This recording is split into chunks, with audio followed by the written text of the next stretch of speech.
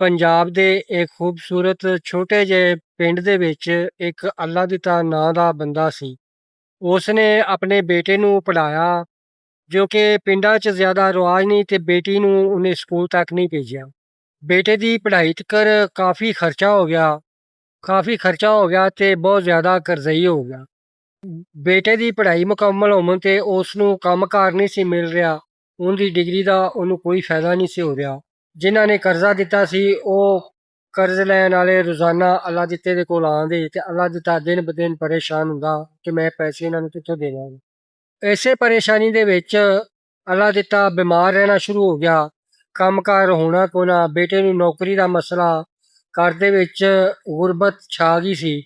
ਇੱਕ ਦਿਨ ਅੱਲਾ ਦਿੱਤੇ ਦੀ ਬੇਟੀ ਆਮਨਾ, ਤੁਸੀਂ ਮੈਨੂੰ ਅੱਬੂ ਜਾਨ, ਤੁਸੀਂ ਮੈਨੂੰ ਅਗਰ ਇਜਾਜ਼ਤ ਦਿਓ ਤੇ ਮੈਂ ਇੱਕ ਛੋਟਾ ਜਿਹਾ ਢਾਬਾ ਬਣਾ ਲੈਂਦੀ ਹਾਂ, ਸਾਡੇ ਘਰ ਦਾ ਖਰਚਾ ਚੱਲ ਜਾਏਗਾ। ਤੇ ਉਹਦੀ ਵਾਲਦਾ ਨੇ ਉਸ ਨੂੰ ਸਖਤੀ ਨਾਲ ਮਨਾ ਕਰ ਦਿੱਤਾ ਤੇ ਉਸ ਦੇ ਬਾਪ ਨੇ ਉਸ ਨੂੰ ਇਜਾਜ਼ਤ ਦੇ ਦਿੱਤੀ। ਆਮਨਾ ਨੇ ਪਹਿਲੇ ਦਿਨ ਢਾਬੇ ਦਾ ਸਮਾਨ ਜੋੜ ਕੇ ਤੇ ਦੁਕਾਨ ਲਾਈ, ਤੇ 3 ਗਾਹਕ ਆਏ ਤੇ ਉਹਨਾਂ ਨੇ ਖਾਣਾ ਖਾਧਾ ਤੇ ਆਮਨਾ ਬਹੁਤ ਖੁਸ਼ ਸੀ।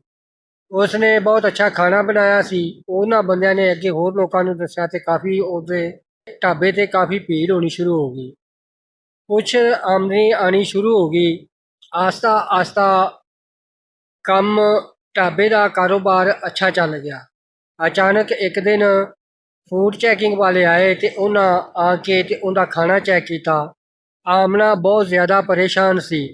ਉਹਨਾਂ ਨੇ ਉਹਨਾਂ ਦਾ ਖਾਣਾ ਖਾਧਾ, ਟੈਸਟ ਕੀਤਾ ਤੇ ਉਹਨਾਂ ਨੂੰ ਬਹੁਤ ਵਧੀਆ ਤੇ ਅੱਛਾ ਮਿਲਿਆ, ਤੇ ਅੱਛੀ ਕੁਆਲਿਟੀ ਵਾਲਾ ਖਾਣਾ ਬਣਾਉਣ ਦੀ ਵਜ੍ਹਾ ਤੋਂ ਉਸ ਨੂੰ ਇੱਕ ਸਰਟੀਫਿਕੇਟ ਦਿੱਤਾ, ਤੇ ਜਿਹੜਾ ਉਹ ਸਰਟੀਫਿਕੇਟ ਅਖਬਾਰ ਤੇ ਉਸ ਦਾ ਇੱਕ ਖਬਰ ਚੱਲੀ, ਤੇ ਸ਼ਹਿਰ ਦੇ ਇੱਕ ਬੜੇ ਵੱਡੇ ਹੋਟਲ ਦੇ ਮਾਲਕ ਨੇ ਉਹ ਖਬਰ ਪੜ੍ਹੀ ਤੇ ਉਹ ਬੇਚੈਨ ਹੋ ਗਿਆ ਕਿ ਮੈਂ ਉਸ ਲੜਕੀ ਆਮਨਾ ਨੂੰ ਮਿਲਾਂ ਤੇ ਉਹਦੇ ਨਾਲ ਆਪਣਾ ਕੋਈ ਹਿੱਸਾ ਰੱਖ ਕੇ ਇੱਕ ਬੜਾ ਵੱਡਾ ਹੋਟਲ ਬਣਾਈਏ।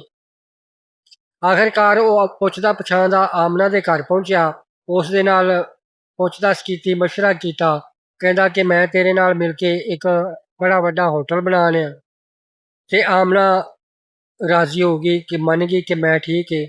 ਉਸ ਮਾਲਕ ਨੇ ਬਹੁਤ ਸਾਰਾ ਪੈਸਾ ਦਿੱਤਾ ਤੇ ਹੋਟਲ ਤਿਆਰ ਕੀਤਾ, ਤੇ ਆਮਨਾ ਇੱਕ ਸ਼ਾਨਦਾਰ ਹੋਟਲ ਦੀ ਮਾਲਕ ਬਣ ਗਈ। ਤੇ ਉਸ ਨੇ ਆਪਣੇ ਬਾਪ ਦਾ ਕਰਜ਼ਾ ਵੀ ਉਤਾਰਿਆ, ਆਪਣੇ ਭਾਈ ਨੂੰ ਨਾਲ ਰੱਖ ਕੇ ਤੇ ਹੋਰ ਜ਼ਿਆਦਾ ਮਿਹਨਤ ਕਰਕੇ ਕੰਮ ਨੂੰ ਅੱਗੇ ਲਿਜਾਣ ਦਾ ਸੋਚਿਆ। ਬੇਟੀਆਂ ਸਿਰਫ ਘਰ ਸੰਭਾਲਣ ਵਾਸਤੇ ਨਹੀਂ ਹੁੰਦੀਆਂ। ਹਿੰਮਤ ਤੇ ਜਜ਼ਬਾ ਪੈਦਾ ਉਹਨਾਂ 'ਚ ਹੋਵੇ ਤੇ ਉਹ ਮਾਂ ਬਾਪ ਦਾ ਸਹਾਰਾ ਵੀ ਬਣ ਸਕਦੀਆਂ ਨੇ, ਇੱਕ ਘਰ ਚਲਾ ਸਕਦੀਆਂ ਨੇ।